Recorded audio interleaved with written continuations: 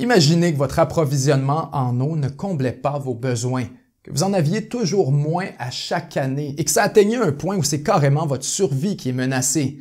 Imaginez maintenant que votre voisin vit la même situation, que vous partagez les mêmes ressources en eau et qu'elle s'épuise à vue d'œil au fil du temps. À votre avis, comment tout ça va se terminer? Pour plusieurs pays, les guerres de l'eau sont de plus en plus un enjeu existentiel à court terme. Selon un rapport de l'ONU, d'ici 2025, les 2/3 de la population mondiale vont vivre dans des régions où l'eau douce est rare. Et d'ici 2040, la majorité ne pourra pas entièrement satisfaire ses besoins. Pénurie d'eau douce, pénurie alimentaire, quelquefois même pénurie énergétique. Tous les ingrédients sont là pour un scénario catastrophe. Certains cours d'eau sont considérés plus à risque que d'autres. Le Gange, le Nil, l'Indou, le Tigre et l'Euphrate, puis finalement le Colorado sont les pires d'entre tous. On voit donc que les pays les plus touchés se situent essentiellement au Moyen-Orient, en Afrique du Nord, puis en Asie centrale et en Asie du Sud. Déjà aujourd'hui, plusieurs de ces pays utilisent plus de 80% de l'eau douce annuellement disponible et les choses ne font qu'empirer. Dans ces régions où les populations sont en pleine croissance, où les tensions sociales sont déjà exacerbées, où les États sont instables et où les conflits militaires sont récurrents, les guerres de l'eau pourraient très bien devenir l'étincelle qui met le feu aux poudres. Pour comprendre la précarité de la situation, examinons ensemble certaines des rivalités les plus explosives. Premier cas de figure, la Syrie contre la Turquie. Le Tigre et l'Euphrate qui coulent en Irak et en Syrie ont leur source en territoire turc. Pour la Turquie, c'est une mine d'or à exploiter. La construction de réservoirs pour l'irrigation et la prévention des inondations permettent d'assurer le développement agricole d'une région plutôt défavorisée. Ensuite, la construction de barrages hydroélectriques permet de fournir une énergie propre, renouvelable et abordable à la population. Les intentions sont louables et semblent tirer tout droit du manuel du développement durable. Le problème, c'est que les pays en aval ne sont pas du tout pris en considération. Pour eux, l'ensemble des infrastructures prévues par la Turquie font perdre 50% du débit naturel du Tigre et 70% de celui de l'Euphrate. C'est énorme. Et c'est d'autant plus problématique si on considère la demande totale en eau de la Turquie, de la Syrie et de l'Irak, qui s'élève à 107% du potentiel du Tigre et à 147% du potentiel de l'Euphrate. Les tentatives de négociation pour assurer un meilleur partage aboutissent à des impasses. Bref, c'est une véritable course contre la montre. Et la Turquie place bien ses pions. L'impact en Syrie est considérable. D'emblée, la Syrie est un des pays les plus secs du monde. Mais en plus, de 2006 à 2011, le pays connaît une sécheresse majeure. 75% des fermes font faillite. 85% du bétail meurt. 1,5 million de fermiers et d'agriculteurs déménagent vers les villes pour trouver du travail. Quand on ajoute la détérioration de l'économie, l'instabilité sociale, l'émergence des groupes islamistes, on a devant nous la révolution du printemps arabe, menant directement à la guerre civile qui dure encore aujourd'hui. Faut pas négliger l'impact de l'approvisionnement en eau sur les enjeux de sécurité. Les deux sont directement reliés. Deuxième cas de figure, l'Égypte contre l'Éthiopie. L'enjeu entre les pays est similaire à celui entre la Turquie et la Syrie. Pendant des centaines d'années, l'Égypte considère le Nil comme sa propriété exclusive. Toute sa civilisation se développe autour de lui. Pour les Égyptiens, il a donc une importance capitale, non seulement au point de vue politique et économique, mais aussi d'un point de vue culturel et historique. Le problème, c'est qu'il y a 10 autres pays qui se situent directement dans le bassin versant du Nil et qui ne profitent pas à leur juste valeur des possibilités offertes par le grand fleuve. À partir du début du 20e siècle, ils font pression pour que ça change. Au départ, c'est essentiellement le Soudan qui s'en occupe, mais plus récemment, c'est l'Éthiopie qui prend le relais. Après des années de misère, le pays vit une période de développement économique sans précédent. Il y a un projet d'infrastructure en particulier qui incarne le progrès du peuple éthiopien, le barrage de la Renaissance.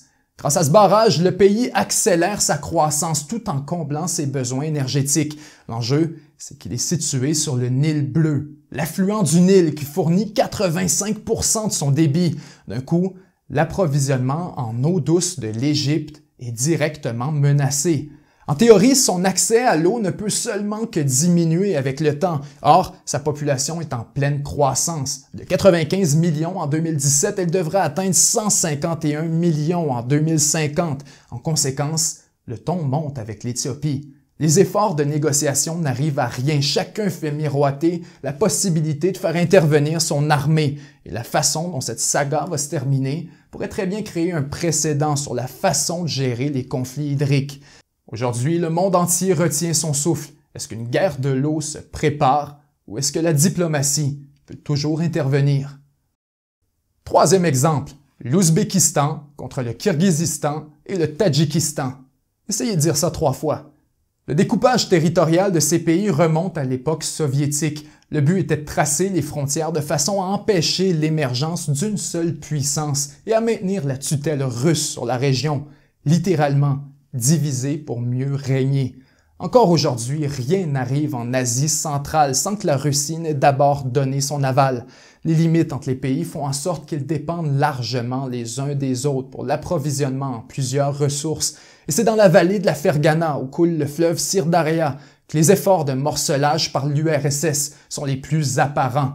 La vallée est habitée par 14 millions d'habitants, c'est-à-dire le quart de la population régionale, ce qui représente la plus haute densité de population de toute l'Asie centrale. La principale activité économique, c'est l'agriculture, surtout la culture du coton, et chacun des pays a besoin d'eau douce pour l'irrigation. Toutefois, un coup d'œil sur la répartition du territoire et on s'aperçoit que la bonne entente est pour le moins difficile à atteindre. La vallée, qui forme une unité géographique claire, est pourtant divisée en 3 enclaves. De fait, les tensions sont fréquentes. Des groupes ethniques disséminés aléatoirement dans les 3 pays vivent dans une peur constante. Les affrontements sont récurrents et souvent extrêmement violents. Et parmi la liste des problèmes importants qui reviennent constamment, l'eau, encore et toujours. Chacun conteste la gestion de l'eau du pays voisin. Au final, la vallée de la Fergana est une des régions du monde dont le contrôle est le plus chaudement disputé. Ici, on ne parle pas d'un horizon à court ou à moyen terme. Les guerres de l'eau ont déjà cours. 4e cas de figure, l'Inde contre le Pakistan. Il s'agit d'une des rivalités contemporaines les plus actives. Ils sont méfiants et hostiles l'un envers l'autre. Ils sont aussi tous les deux dans le top 10 des pays les plus précaires vis-à-vis de l'eau douce. Parmi les enjeux les plus conflictuels, on retrouve le contrôle du Cachemire et plus particulièrement de l'Hindou. Après la partition des Indes en 1947 par le Royaume-Uni, le Pakistan perd l'emprise sur la source du fleuve qui passe sous l'autorité de l'Inde. Le problème, c'est que le système d'irrigation du Pakistan, absolument nécessaire pour son agriculture, dépend entièrement de l'hindou. La menace est directe. En 1960, la Banque mondiale négocie un traité qui finit par lier les 2 pays. Selon le traité, chacun contrôle 3 des 6 rivières qui forment la source de l'Hindou dans le Cachemire. La répartition des rivières fait en sorte que le Pakistan profite de 80% du débit du fleuve et l'Inde de 20%.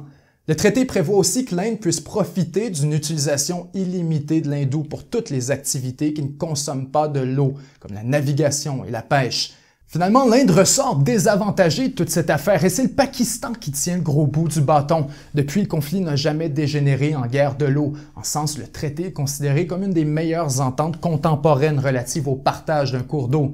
Cela dit, tout ça ne tient qu'à un fil. Chaque fois qu'un conflit éclate entre l'Inde et le Pakistan, l'un comme l'autre menace de saboter le système de gestion de l'eau.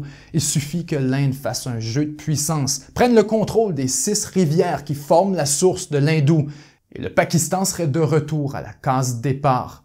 La tentation est forte, mais s'il fallait que les 2 pays se sautent à la gorge sur la question de l'eau douce, ça déclencherait une crise humanitaire presque sans précédent. Dernier cas de figure, Israël contre la Palestine. Le conflit israélo-palestinien est à l'avant-plan des enjeux internationaux. De façon générale, il est présenté sous l'angle ethnique et religieux, celui de la confrontation des civilisations juives et arabo-musulmanes, puis de la lutte des Palestiniens pour leur autodétermination face à la domination des Israéliens. Or, un des aspects les moins évoqués et pourtant les plus déterminants est l'accès au Jourdain.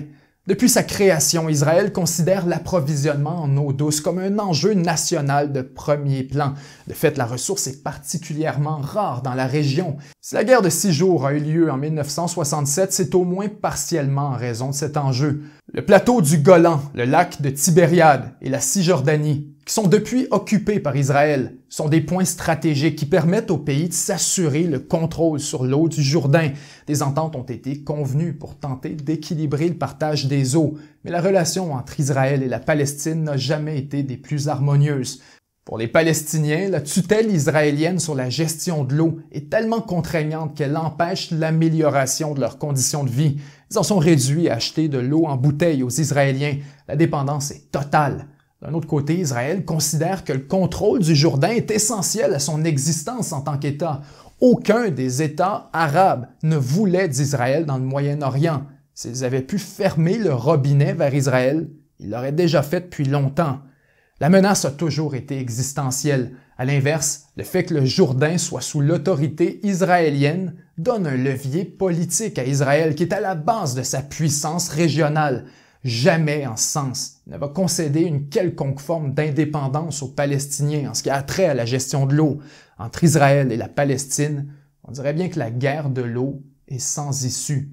Avec la normalisation de la relation avec les pays arabes, il semblerait que le contrôle d'Israël sur le Jourdain soit virtuellement incontesté dans la région.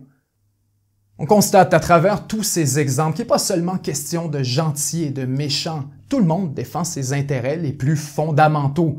Le problème, c'est que plus l'eau douce se fait rare, plus les conflits sont nombreux et violents. On voit déjà se profiler à l'horizon un nuage dont les contours n'ont pour le moins rien de rassurant. À quoi vont ressembler les guerres de l'eau dans le futur? Est-ce que des technologies émergentes vont permettre d'éviter le pire? Ou est-ce que l'eau est en voie de devenir une des plus grandes sources de conflits armés? La question est sur la table. L'histoire va y répondre. C'était Benjamin Tremblay et 7 jours sur Terre. À la semaine prochaine.